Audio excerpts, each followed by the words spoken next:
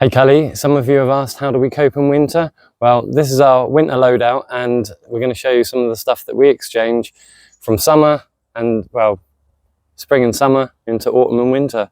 Let's have a look, shall we? What you got then, babe? Right, well, before I get into this, let's get into this. All right, so a little walk through here. I've already managed to change a few things up. For example, I've got my thermal socks. Underneath my thermal socks, I have thermal trousers, isn't it? Yeah, merino wool ones, those, aren't they? Yeah, keep me super warm. And I've also got another thermal under here. Very nice. Ooh. And because we earned some money, we've got a new purchase. This is nice. Small, believe it or not.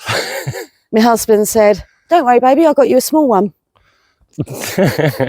Okay, still it's cozy, I'll give it to him. And you got your scarf? Oh yeah. Oh well, people know of the scarf. We've already had a comment on the scarf. Yeah, we're not political. It doesn't have any political stance. It's literally doubles up as a towel when we have a wash in a brook or something, and of course it keeps your neck warm, so win-win. Anyhow, so this is what I'm getting rid of out of the kit. So basically I've got some summer trousers. Clearly, I don't need these anymore because the winter's moved in. I've got a couple of little tops, me nature hero top and my little vest. My summer socks, I ain't going to need those. Also, we don't tend to work with...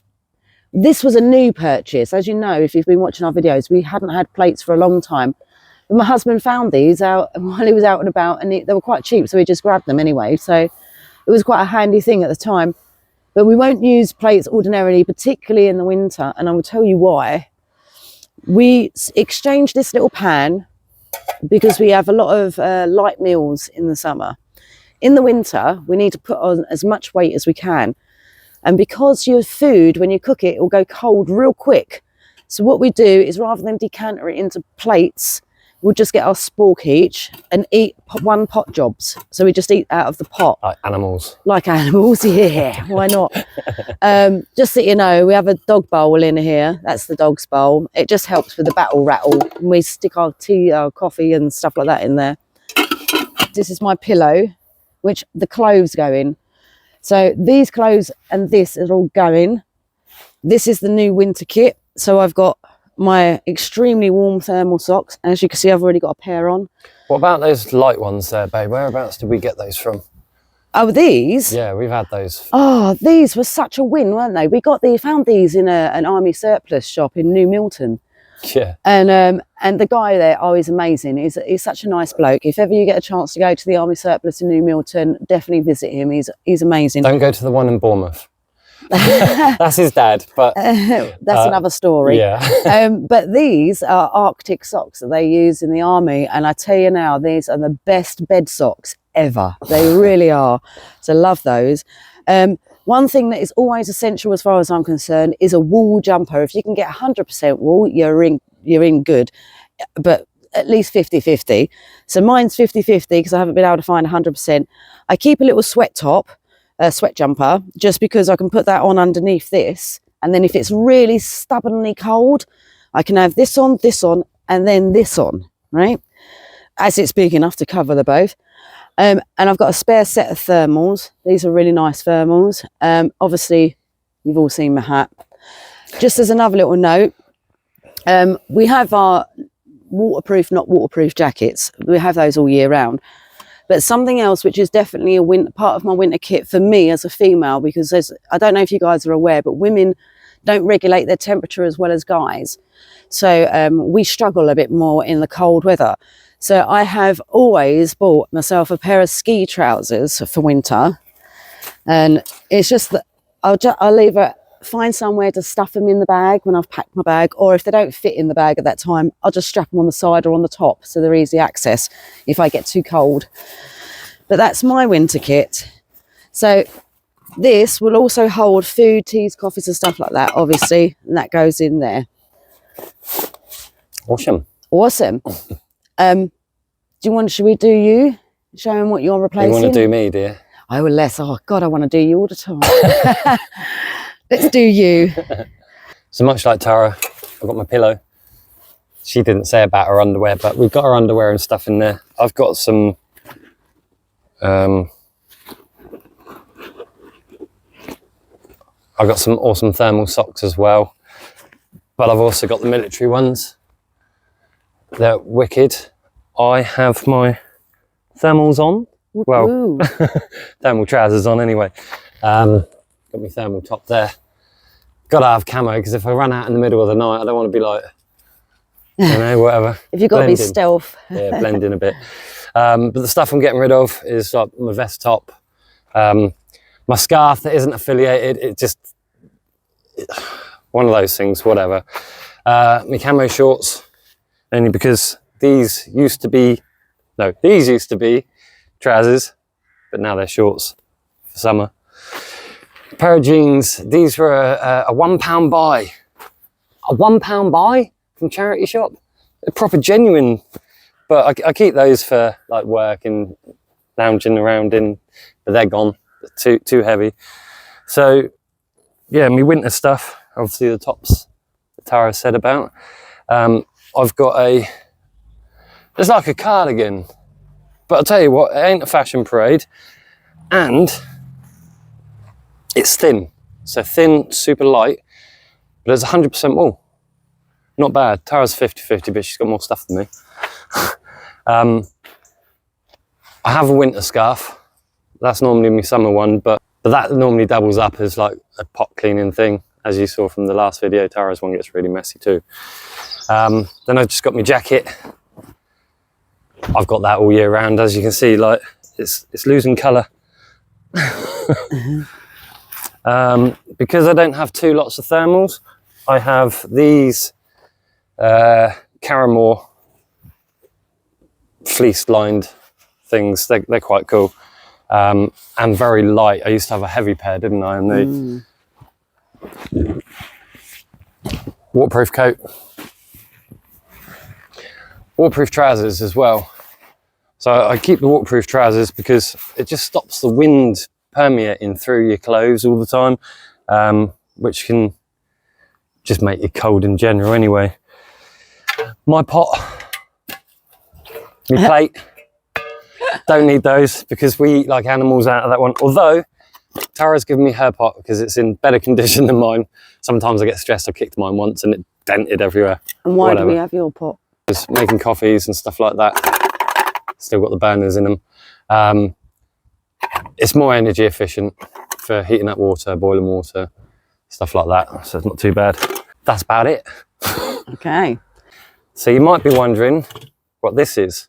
Inside here, we have our backups of things. We've got Tara's little gloves here. We have our gloves for winter too. But inside here, we've got backups of things. So we've got Tara's gloves.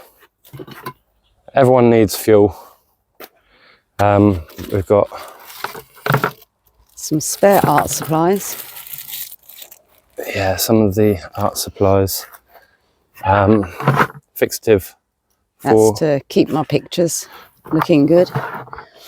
We have a backup phone. Another backup phone.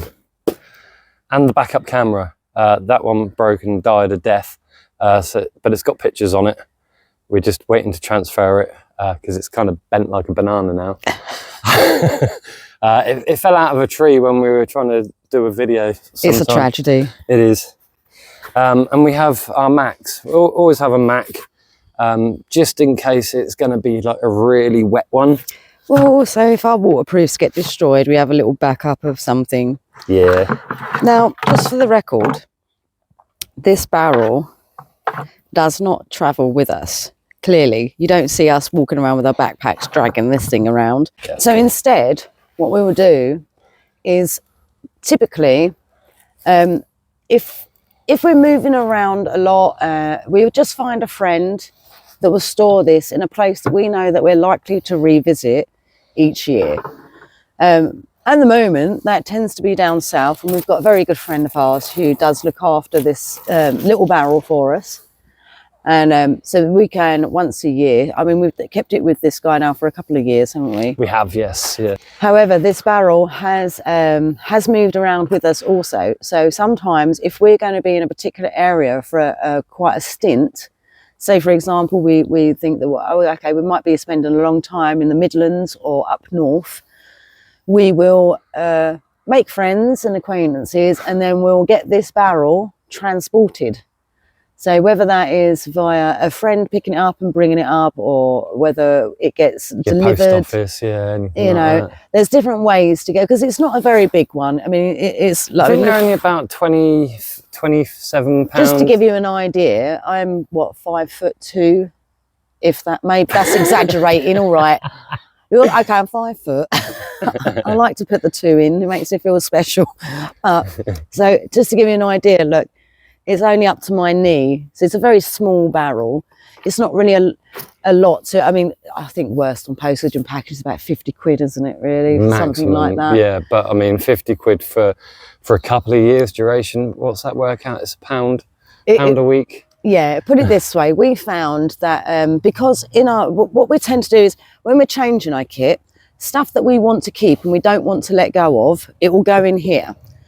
The stuff that we are not that, or it's just worn and we're done with it, or the stuff that we weren't that affiliated with in the first place, we'll take to a charity shop or even recycling. Yeah, you've got like the Sally Army bins and stuff like that, haven't you? So we just tend to put stuff that we don't want anymore in Also, those. just for the record, to live the way we do, we utilise the charity shops awfully.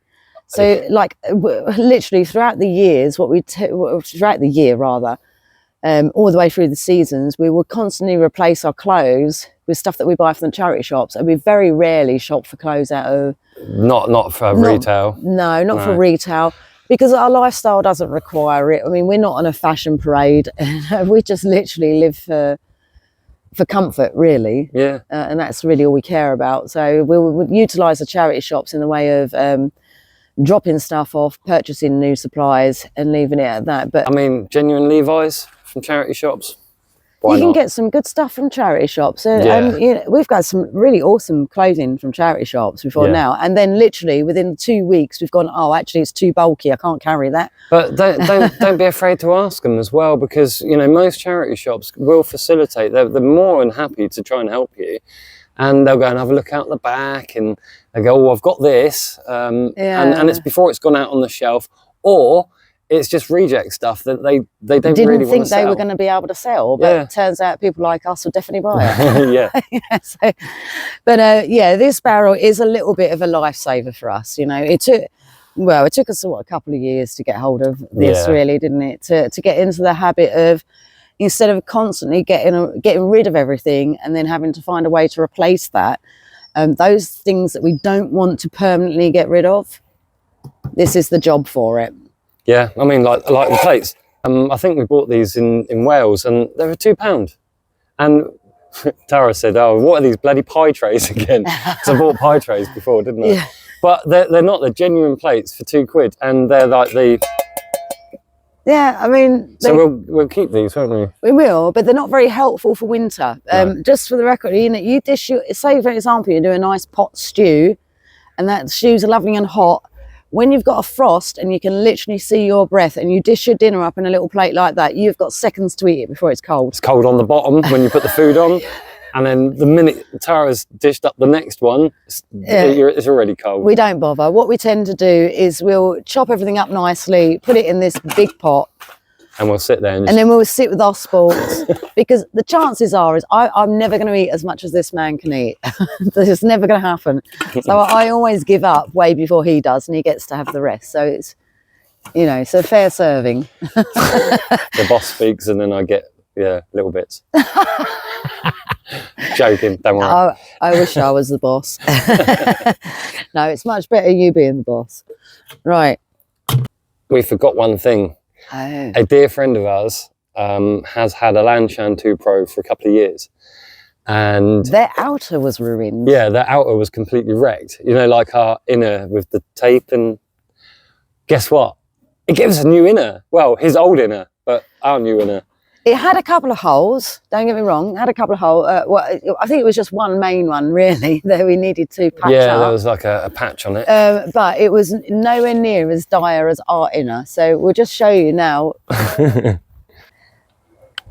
So you remember the duct tape that was modelled before? No longer can we see any duct tape. It's amazing. However, we did have to make a little patch. Look how clean this one is, though, compared to ours. There's a real difference. Brown. You can really see the colour change there. I mean, there was some old stitching that they'd done along here. And there's a quick fix-me-up job.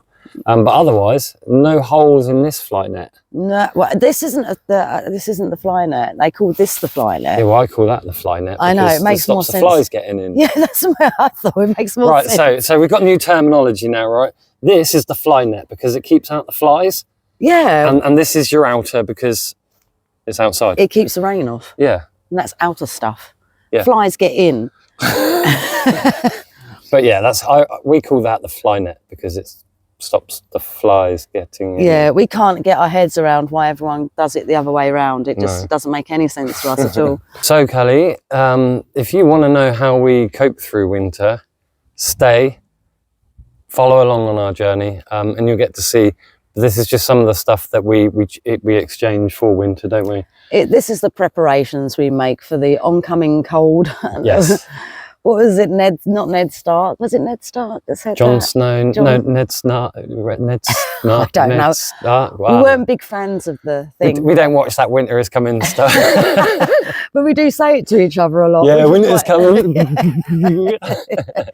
So just so you know, I mean, the journey is a journey in itself, and you can only really join along and follow that one with us. Yeah. And just see how we cope with it. But this is the preparations, like we say, just the preps that we make. So if you have any questions or curiosities about what we've shown you, do comment below. You know where it goes. Yeah, and please do like, subscribe, share, and all that hype. And stick around. Winter is coming, right? Happy hopping.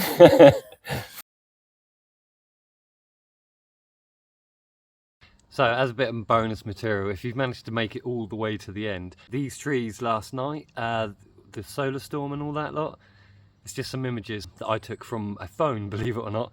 Stay tuned because there are other ways that we make money as nomads on the move.